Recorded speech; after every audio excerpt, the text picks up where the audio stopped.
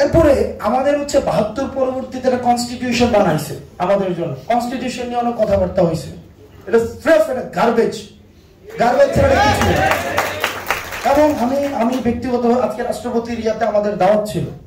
আমি যেই রাষ্ট্রপতি এই সংবিধান থেকে আসছে, এই সংবিধান থেকে তো মাইনত বিপ্লব যেই দিনই ৫ই আগস্ট হয়েছে ওই দিনই সংবিধান শেষ, ওই দিনই রাষ্ট্রপতি শেষ। সুতরাং এখন উনার দপ্তর থেকে দাওয়াত আসবে এবং সেই দাওয়াতে আবার আমি যাব, এটা হচ্ছে আমার নিজের সাথে আমার নিজের আরেকটা প্রতারণা। সুতরাং আজকে যারা এই রাষ্ট্রপতির দাওয়াতে গিয়েছে, হয় তারা বিপ্লবে বিশ্বাস করে না, হয় তারা হচ্ছে এই সংবিধানে তাদের হচ্ছে কি এক ধরনের তারা মনে করে তাদের একটা স্টেক আছে। এখন সেই জায়গা থেকে দেখেন আমাদের যে সংবিধান প্রত্যেকটা জিনিসে সেলফ কনফ্লিক্টিং। মাই কিছুক্ষণ আগে বলেছে আমাদের মুক্তিযোদ্ধারা যারা যুদ্ধ করেছে এবং যারা সংবিধান যখন হয়েছে তারা নিজেরাও জানতো না যে এই সংবিধানের এই যে মূল স্তম্ভগুলা চারটা, যে সমাজতন্ত্র, গণতন্ত্র, ধর্মনিরপেক্ষতা, জাতীয়তাবাদ, মানে এটা একটার সাথে একটা একদম, এটা তো পুরো প্যারালাল কিছুই না, সাপ্লিমেন্টও করতেছে না, কমপ্লিমেন্টও করতেছে না, এটা হচ্ছে একটার সাথে একটা কন্ট্রাডিক্ট করছে এবং এটা এক ধরনের ইম্পোর্টেড। অর্থাৎ বাংলাদেশে আমি কিছুদিন গণপরিষদ করা হলো, আমি বিদেশে ঘুরতে গেলাম, আমি এই জনপদকে রিসার্চ করলাম না, এই জনপদের সাথে কথা বললাম না, এটা হচ্ছে আমি জাস্ট বিদেশ থেকে দিলাম এখানে ইম্পোর্ট করে দিলাম, সিম্পল। এটা প্রতারণা করা হয়েছে। এই প্রতারিত হয়েছে বলেই কিন্তু আমাদের ২৪ প্রতারণা হয়েছে। কিন্তু খুবই দুঃখজনক আমরা কেন যেন এই সংবিধানটাকে এটাকে সামনে রেখে আমাদের জাতি হিসেবে আমাদের লজ্জা নাই।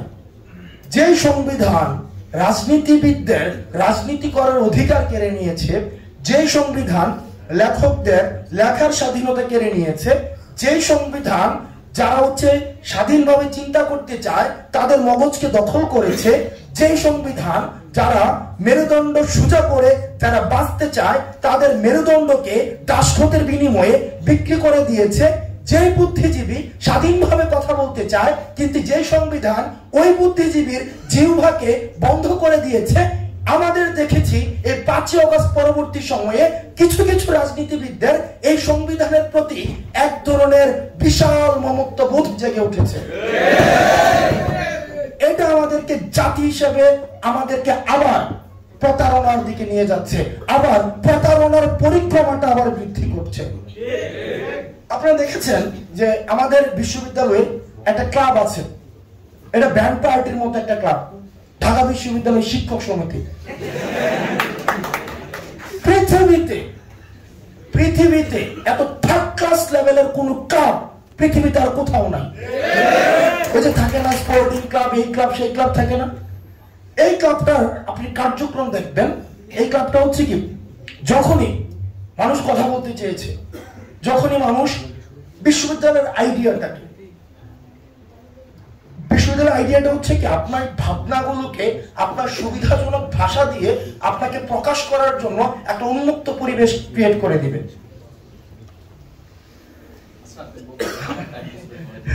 সমস্যা নাই, আচ্ছা আমাকে হচ্ছে ভাই সব শেষ করে দিচ্ছি।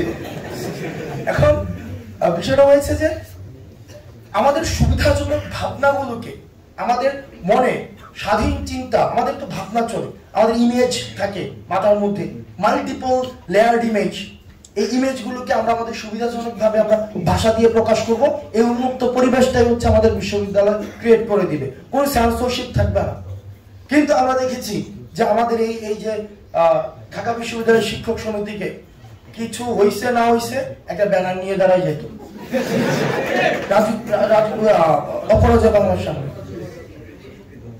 তারা কলমকে নিয়ন্ত্রণ করতে চেয়েছে, তারা আপনার মগজের দখল নিতে চেয়েছে, তারা আপনার মেরুদণ্ডকে নিয়ন্ত্রণ করতে চেয়েছে, তারা আপনার ভাবনাকে নিয়ন্ত্রণ করতে চেয়েছে, তারা আপনার ব্যালট বাক্সকে সিলবন্দি করে দিয়েছে। পৃথিবীতে আর কোন সভ্যতা, কোন জাতি, ইভেন জার্মানিতে যে নাৎসিরা ছিল তাদের মধ্যে এই ক্যারেক্টারিস্টিক্স গুলো আপনারা পাবেন না, যে একই সাথে পরিবারগুলো নষ্ট হয়েছে, একই সাথে শিক্ষকরা নষ্ট হয়েছে, একই সাথে পৃথিবীর আর কোথাও নেই যেখানে গণভবনের যিনি মালিক এবং বাইতুল মুকাররমের খতিব একই সাথে দেশ ছেড়ে